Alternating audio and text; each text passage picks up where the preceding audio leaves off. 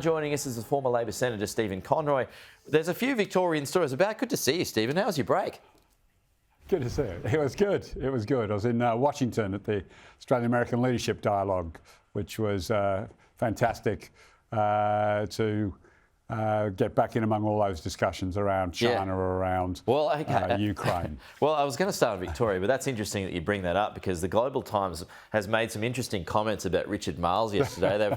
They've referred to him as the, I've forgotten what it was here, I think it was the forward commander, something of that nature anyway, the forward commander, and said he's not really that different to Peter Dutton. I mean, does that mean he's making all the right moves? Absolutely. I mean, it's only a few weeks ago that Richard Marles was being called the Manchurian candidate by Scott Morrison.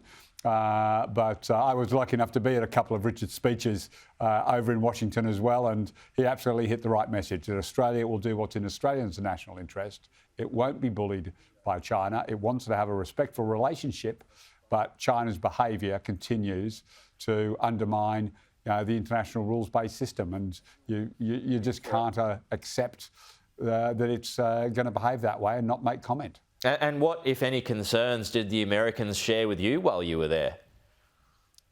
Well, look, they obviously lifted their game. I mean, you saw the announcement while we were over in Washington that they've decided to deploy their embassy facilities into the South Pacific. I think they've realised that China, despite all the promises about how it would behave, how it wouldn't militarise the South China Sea, how it wouldn't arm, bases and ports around the world, is hell-bent on doing exactly that.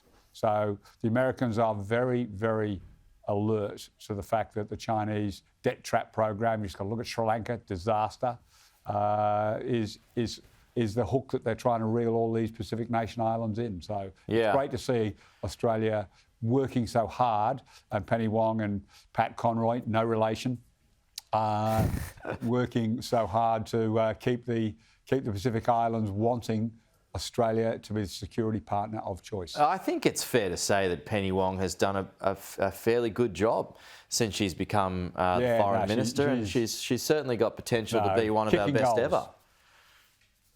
Well, look, the competition over the last few years hasn't been hard to beat, but she has really hit the ground running, and she is really putting, Australia's position strongly, firmly, dealing directly with the island prime ministers and leaders, and that is great to see Australia so active again in our backyard. I made this point with Peter Khalil earlier in the program. There's this weird kind of passive-aggressive thing going on with China at the moment, where it's allowing these face-to-face meetings with their counterparts, and Penny Wong being one and Richard Marles being the other, but then it starts having a crack at Marles about being this forward commander and he's no different to Peter Dutton. It's like, well, make up your mind, guys.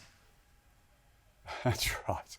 I mean, they have no nuance to their foreign policy approach. You either grovel and toe the line or you just get abused. So, look, we'll have to manage that. We'll have to understand that their rhetoric may at moments be friendly, may at moments be hostile, but what you've got to watch with China is what it's doing. Yeah, and it's not doing much. Actions betray. Its actions betray the kind words. Its attempts to put countries onto the debt hook, build bases, build facilities that can be used. They're militarising and destabilising the region.